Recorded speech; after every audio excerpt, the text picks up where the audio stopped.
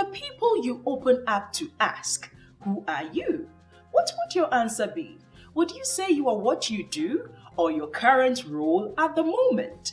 Here comes another unique perspective that will blow your mind.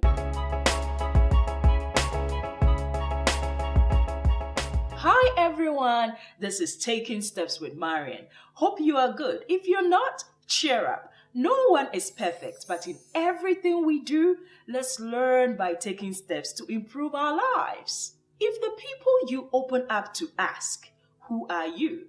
what would your answer be? Would you say you are a parent, a teacher, a doctor, an engineer, a craftsperson, a good cook, and so on and so forth? John studied very hard to become a successful accountant. He loved his job. Everything was going well for him. Unfortunately, he became ill for a long period of time and lost his job. When he recovered, he couldn't find a job in accounting.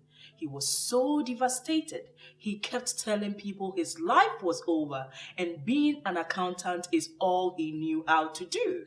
Sandra has a beautiful family, a part-time job, a nice home, but is still trying hard to fit in, wanting to be recognized by people. She worries about her weight and what people think about her.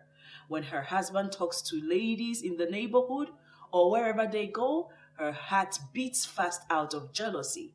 She's anxious about everything in her life because she doesn't know who she is. Knowing who you are is the key to satisfaction in self. Many people are dissatisfied with themselves because they don't know their value, just like Sandra and John. The best way to identify who you really are is being self-aware, knowing yourself. Having a clear understanding of your personality, including strengths, weaknesses, thoughts, and emotions, will help you have a better understanding of yourself. Before I found out who I am, I used to define who I am by my habits and my occupation. I would say to people, I'm a voice teacher, I'm a counselor, a good cook, and so on. But then one day it hit me. All these things I am good at are things I've learned to become. Who would I be if I can't sing, teach, or lose my job? These thoughts made me do an in-depth research on myself for some time, and to my surprise, I figured out who I am, and I want to share this with you. When I was thinking about the things I am good at, I thought, what is it that makes me good at all the things I can do? What makes me unique? What makes me approach things the way I do? For example, what makes me teach, counsel, and cook the way I do? I thought if I could identify what makes me counsel, teach, and cook the way I do, I can find names to describe who I am. And to my surprise, I found out I use the same approach and application in everything I do.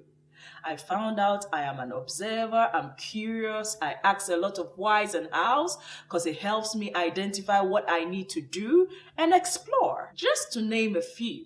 The way I approach and apply is unique. So are you. And this is who we are, not our occupation, our role, or our habits. In my opinion, who we are is how we think about, how we approach, and how we apply in the things we do. I repeat, who we are is how we think about, how we approach, and how we apply in the things we do. What I mean by approach is your way of dealing with a situation or a problem. Apply is what methods or processes do you use when doing things. How you feel things, touch things, and think about things is who you are. The approach you will use to have a conversation, solve a problem, cook, or deal with a job situation will definitely differ from mine. There can be similarities, but there will definitely be differences because we are all unique. Occupation and habits are not who we are.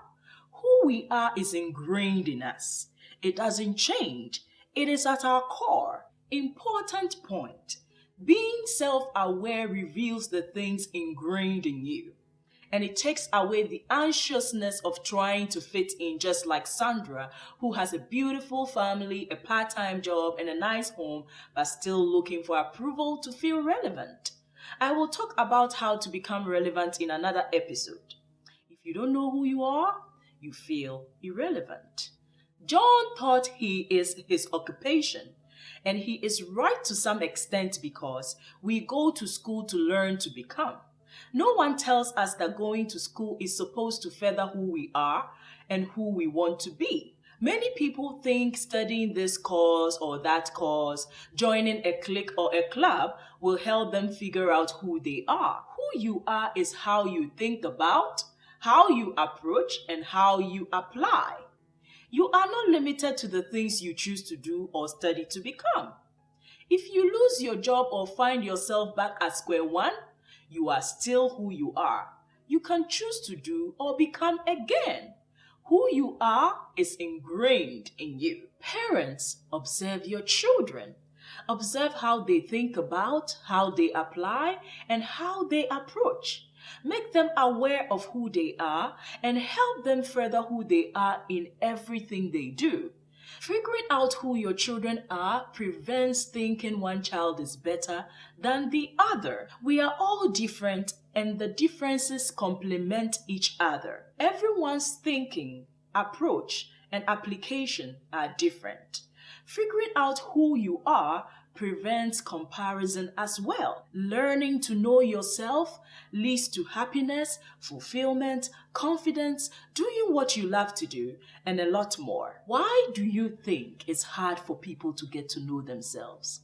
Leave your answers down below. Your opinion might help someone.